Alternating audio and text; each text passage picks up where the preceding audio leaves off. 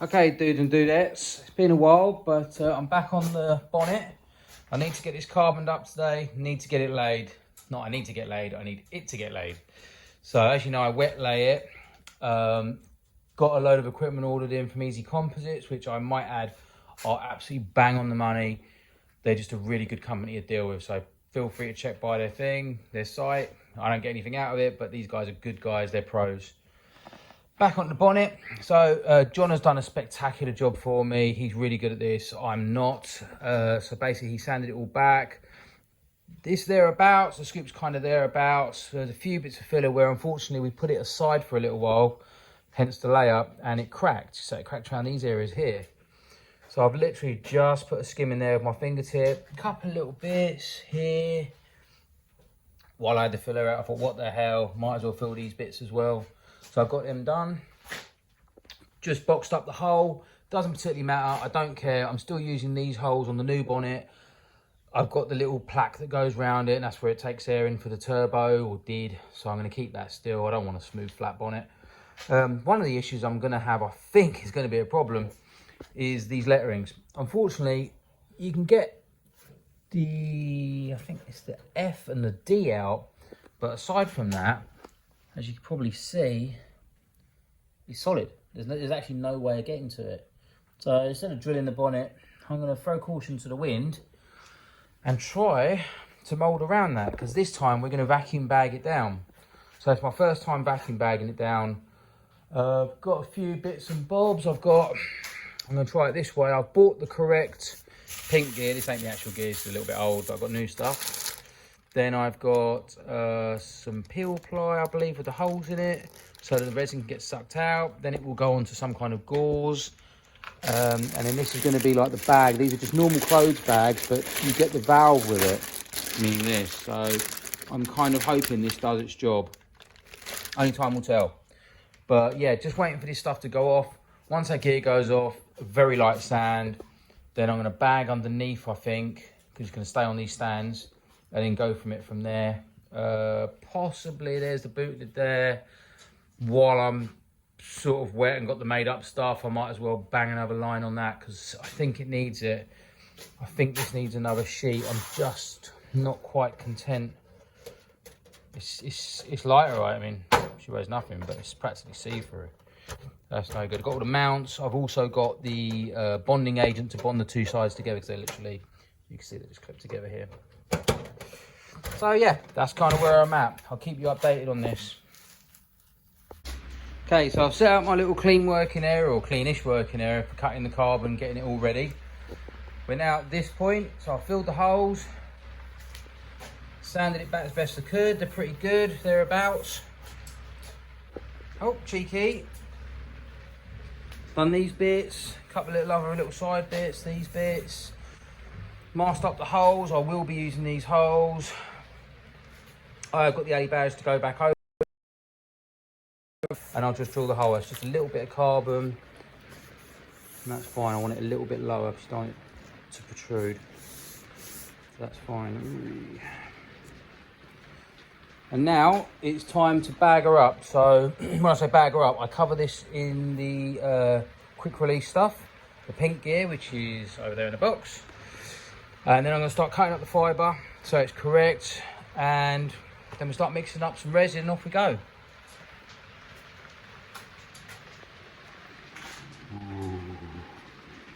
That's for you, Taylor. So I've done another stage of it. Before I show you guys, I've covered it in the anti-stick gear. Unfortunately, I'm really not happy about this. This has been incredibly difficult. This has come off 4 times, by the way. And I've had to relay it, redo it. I just cannot get it any smoother than that. It looks pretty good. I've had to layer up here. So yeah, you might see a little transition. I don't know. I actually, at this stage, I don't know. It's pretty flat. I mean, the boot lid was done in the same way, and that wasn't perfectly flat, but the surface is a lot easier to wrap, as you can imagine. There's no shapes. The difference is I'm going to bag this, so that's the theory. Hopefully it will lay down better, but I can honestly say I'm not happy about this. I'm not happy about all the wrinkles and everything, but I can't seem to do anything about it. I cannot get it any smoother. I ended up having to do did it in one piece, then did it in two pieces. Now I've done it in a bit across the front, bit along here, bit along here, bit along here.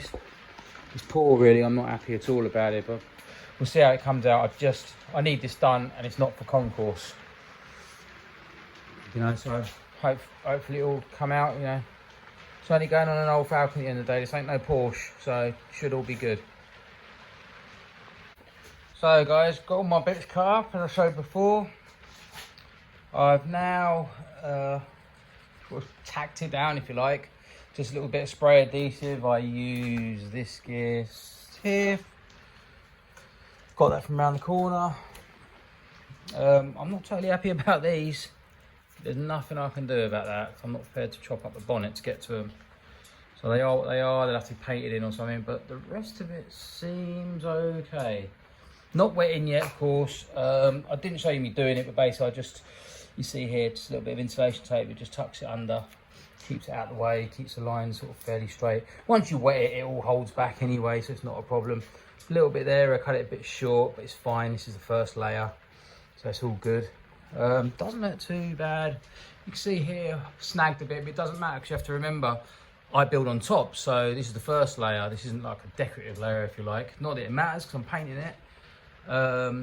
There'll be a small transition here where it goes over, but you should lose that after 4 or 5 layers. This is what you've got to be careful of when you're doing a decorative layer. Little snags, little pulls. But I was just gently dragging it across. It literally just hooks on this corner and pulls it out a little bit. So just be really careful if you do decide to try this. Yeah, it's all a bit of fun. I'm no pro. It's not going to come out absolutely perfect. Got to be careful with things like this. Layer bells, can you hear it squidging? As I push it, most of it's gone. I am planning to vacuum it down like here. This isn't nice, but it's still got to be wet in, so that's fine. This will go all nice and soft and supple, and then hopefully the bag will do the rest. This bit here is obviously the square. It makes no difference at all. It's going to be cut. There's holes, you know, that are going to be drilled out. You won't see any of that anyway, so that makes a difference. The rest of it's fairly good. It's fairly even if you look at it across the board. And remember, this is like less than 1 mil. Once you paint this in, it's nothing. So I think what I'm going to do is mix up a pot and get it on. The bit that worries me is how I do the next bit. So do I run it up the edge here on the next layer, or continue to go this way until the final look? I don't know how to play this. Guess we'll just do it by ear and see how it comes out. But yeah, I'm marginally happy with that so far. So I've got the old automatic gimbal out, so hopefully this should be out of track.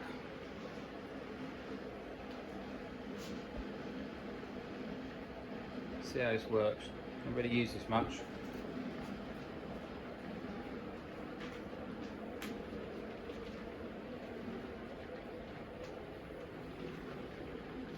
Yeah, it works really well. I'm literally walking around it and it's following it, so it's all good.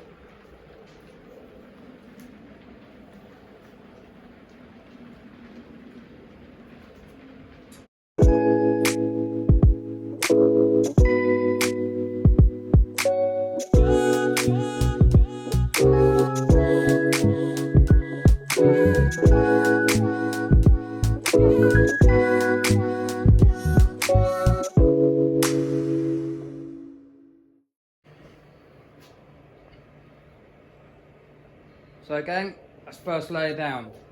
Got a couple of bubbles, but hopefully the bag will take that up. If not, nothing like a good old bit of honest sandpaper that won't do it. Obviously it's wet, you're gonna see some stuff.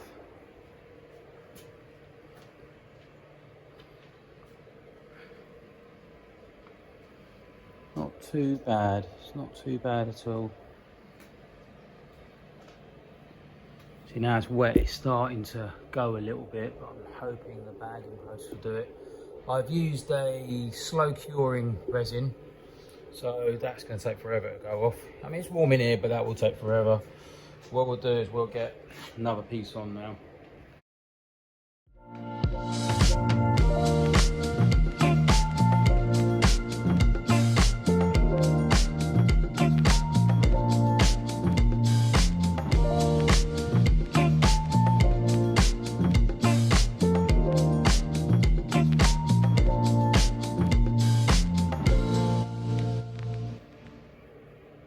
So I've got 6 layers laid up so far, and I'm pretty happy with it. Not so happy with the lettering, but I guess I can get them written in or whatever, leave them, whatever, stickers. But it's actually not come out too bad. A couple of lines. You know, I don't confess to be a pro, as I always say. It's just my way of doing it. Reasonably straight.